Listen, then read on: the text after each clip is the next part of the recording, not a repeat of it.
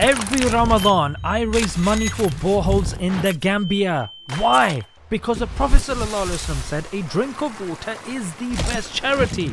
Over the years, Spot has built over 215 boreholes, giving water to more than 100,000 people in crucial places like clinics and mosques. Help me make more, link in the description. Assalamu alaikum guys, and welcome to another episode of Smile to Jannah. Ramadan Mubarak, congratulations, you've survived for another Ramadan, and inshallah I'll give you another congratulations at the end of Ramadan when you have made the most of it. There you go, here's Snoopy also wishing all of you guys a peaceful, prosperous Ramadan. And in case you're wondering, what about Sesame Street? There you go, Ramadan Mubarak, wishing you a month filled with blessings, health and happiness. Now that we got the main announcements out of the way, because I know you were thinking, Sesame Street hasn't done it yet. And while Muslims are fasting from food, from bad language, from seeing bad things, from bad character, I saw this clip of one of the four horsemen of atheism discussing the following. You know, why can't we eat babies? What's wrong with eating babies? If we've got extra babies around that nobody wants, why can't we eat them, right? But it's no question that Muslims seem to be debating at this moment in time. We think the most prevalent question that needs to be asked is killing babies. Sure, we can agree that that's wrong. Yeah? Well, let's see what Rabbi Eliyahu Mali says. What about the older people? There are no innocent people. It is the same with an elderly person who is able to carry a weapon. The Torah is also very clear in the book. Also the same with the children. It is the same thing. It is the same thing. If you save him, don't try to outsmart the Torah. The Torah does not allow you to let every soul live. Today he is a child, today he is a boy, tomorrow he is not. The fighters, the T's, who are 18 today, were 8-year-olds in previous war. Well, there you have it, ladies and gentlemen. Apparently not everybody agrees that killing babies is wrong. But let's go to another prat. Yeah, our favorite prat, Mr. Tommy Robinson, who came across a Somali migrant. Yeah, let's have a listen. He sat down, he wanted to interview him and really take the pee out of him. But in the end, ladies and gentlemen, what happened was this Somali completely owned Tommy Robinson. And frankly, I don't think the expression of his face even changed. He did it so effortlessly. Let's have a look. Asylum you already have? Asylum you already have? English of Tommy is peak excellence. Car, I must drive. He's like the right-wing Yoda. I'm Hero. Look my Google name. He goes, yeah, I'm Hero. Google my name. Look at Tommy's face. Eh? That's not part of the script. What do I do now? Google your name. The name, Google it. Let me see your name, eh? You're a hero. Why is he getting up? The fight or flight response has kicked in, ladies and gentlemen. Right. Is that what you said? Hero, yeah. You're a hero. Yeah, come to me. What's your name? Let's see. You can't be Hero. Google my name. Absolutely. Googly this. Go on, put your name in there. Let's see why he's a hero. Okay, the cocaine shivers have kicked in. You're gonna see why he's the hero. Oh, the world needs a Somalian hero with everything that's going on in America. Yeah, that was awkward. Let's just brush past that awkward laugh. Get him looking like his life depends on it. Yeah, it's coming. Yeah, it's me. This is you, let me see. This time here, I'm 20 days today. I back Germany. 20 days today. 31 was someone known as the hero for his bravery during a deadly knife. That's literally how he's known. The hero. That's his moniker. That's his name. I'm the hero. Search me up. What do I search up? Hero. Go on Google Images. Hero. I'm there on the left. Attack in Germany. Come on, bruv. Come on. Okay, I remember this. When an Afghan migrant attacked a remember the attack in the field in the kindergarten? You stopped it. Yeah. So just to explain, we're in. He's also wearing the kafia, sign of Palestinian resistance, the scarf. Okay, Somali man who helped stop knife attack in Germany wins right to stay. Who jumped to the children's defence, chased the Afghan migrant and helped to detain him. Known as a hero. Thank you. And Look at that. His face didn't even change. His face has stayed uniform throughout this whole discussion. Because he's the hero. This guy that he's with is the zero. So the hero does not need to react to the zero. Imagine that. We're just walking past us. The gentleman says, hello, how you doing? I said, hello, how you doing? We stand and talk to him. And, yeah. You were sitting down, Tommy. You were sitting down. Are you okay now? I think the blood is just gushing through your head. So it's not all bad about Somalians. Do you see how he needed to compose himself before he said that? Talk to him. And, yeah. Look at that. Look at that. Yeah. So it's not all bad about Somalians. It's not all bad. It's mostly bad. I wish this was also bad. My ratings are going down. I need to stand up. Hey, this man saved children's lives fighting them. This man, I'm going to point to him just so you don't think it's another man. It's this one right here because I've checked it on the Googly. So here he is. Can you guys see him? Okay, I need to sit down after this. Not over here, somewhere else. Man, detaining the man. Thank you, bro. Nice to meet you, bro. What's your name? Tommy Robinson. Yeah. Tommy, Thank you. from the UK. No. It's not his name. His name's Stephen Yaxley Lennon. He's not from the UK. He's admitted to the police that he's been living in Spain. I haven't lived in the UK for 3 years. I haven't lived in the UK for years. That's what he said. No, I'm just having a look now. But the courts are fully aware of the fact that I don't live in the UK. Courts are aware of it as well. There you go. Okay, I have Spanish residency.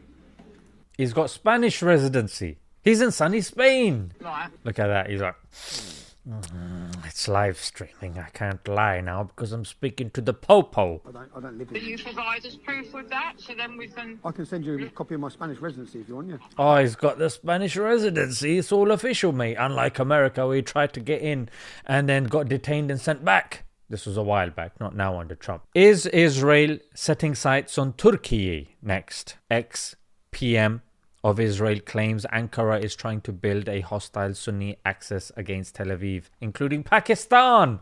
So for those people that thought, that's fine, they'll just get rid of Iran and then that's it, they'll sit down and they've reached their target. No. Search for the Greater Israel Plan. Look, Greater Israel. Eretz Yisrael Hashelma. Look over here. Incorporates bunch of countries. They're not going to stop because the Holy Book told them not to stop, apparently, according to them. Even when you look at some of their soldiers, they wear the map that includes Iraq, Saudi, Syria, all of these countries. But let's listen to this bold mug. New Turkish threat is emerging. It's emerging. How convenient. It's emerging straight after we've got the green light with Iran. Now there's another threat. Where did this threat come from? It's just come recently, I think, yes. I want to be very clear. Turkey and Qatar have gained influence in Syria, Oh, he's had Qatar in there as well and Syria as well. are seeking influence elsewhere and everywhere throughout the region. Yeah, elsewhere. Everywhere. Who's going to fact check us? Everywhere. Yeah, even under your armpit as well. Yeah, there as well. Have some of that. And from here, I warn, Turkey is the new Iran. Turkey is the new Iran. Qatar also is the Pakistan also. Syria also. God, I'm getting whiplash. Yeah, one person. Go on, clap with him. Yeah. If you don't, you know what's gonna happen, mate. Yeah. You're gonna be the new emerging threat. You don't want to be the new emerging threat, yeah? Sorry, I keep poking you in the eye. Erdogan is sophisticated, dangerous, and he seeks to encircle Israel. We can't close our eyes again. Again, And while we're not gonna be closing our eyes, yeah? Our eyes will not be closed this time. Last time it was closed. Yeah, it was quite silly of us to be walking around with our eyes closed. But this time we've decided to keep it open. It's because of free will, you see. some senior Israelis were on Qatar's payroll, Qatar and Turkey are nourishing the Islamic Brotherhood monster that Not the monster! I thought it was just Turkey. There's a monster now apparently involved in this make-believe story as well. is growing and eventually might become as dangerous as the one created by Iran. There's another monster there as well? God damn it. Turkey and Qatar are gaining influence not only in Syria, but also in Gaza through the front door. That's it. The door's open and we're walking around blind. So, They've got control over everything. I mentioned that bit, right? Including the armpit. And everywhere, and trying to create a new choke ring. Turkey is trying to flip Saudi Arabia against us. Because that's part of Greater Israel, so we have to include them as well. So they don't think it's going to be a surprise when we decide that they're the new emerging threat. Yes, of course, the bold man has spoken. And as for the people back home, ADL head Jonathan Greenblatt says that Americans who criticize Jews and Israel will be monitored by the FBI. We will monitor your social media and check your bank accounts. I have 40 analysts working 24 hours, 7 days a week. They are literally telling you, yeah, we've got control over these systems, but you can't say it. We'll say it, because when we say it, it's not anti-Semitic, but when you repeat it, what we're saying and telling the people, that's the problem. But there's another one I wanted to show. Okay, this one's very interesting. This is a strategy of theirs. We've got a podcast coming out tomorrow where we're going to be talking about the NBA and Israeli influence over the NBA. But this guy further exemplifies why they are trying to exert their influence via technology. So we have to build a lot of assets, so they need us a lot. Because I've come to one conclusion. Yeah, so gotta build loads of tech, loads of things, and get involved in the nitty gritty. So ultimately, they're going to be like, we got to make do with these guys, which is I think is a clever strategy, frankly. Yeah, I think Israeli strategy should be studied because Muslim countries, Muslim majority countries, there are quite a few of them. But frankly, they're so bloody lazy. They love buying. They don't love creating. They love buying. And Israel, on the other hand, is realizing, you know what? No. We got to be the ones selling. Get those mugs to buy off us. Now listen to this bit. Because I've come to one conclusion. He's reached one conclusion, yeah? It's not more than one. Some of you may be thinking there are two conclusions being reached. But there's one. I want you to focus on this one conclusion. They're not going to love us. No way! Whoa! How did you reach this one conclusion? Was it because of the Epstein link with Israel?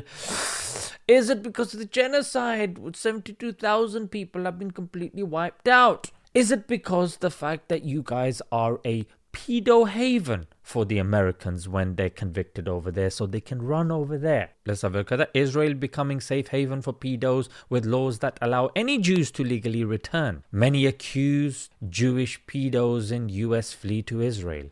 Emmanuel, the town in Israel where pedos find safe haven. What happens to SEX offenders who flee to Israel? Israel needs to stop being a haven for SEX criminals, and so on and so forth. Let's come back to our bold friend here. Aspiration that the world will love Israel, it's not going to happen. What we need is that our enemies fear us. Oh, they must fear us. Our friends respect us. Friends? What friends? You're blackmailing most of them. Trump clearly has been blackmailed allegedly, amongst many others, as I'm sure we know through the Epstein files by now. And everyone needs us. We tried to love us. And we need to stop this by making stuff ourselves. Okay, Muslim nations, wake up, please. This thing for about 3,000 years didn't work. Yeah, this guy's a bit more realistic. He's like, for 3,000 years, people haven't liked us. Why? What's wrong with you? You know, for 3,000 years, the people don't like you.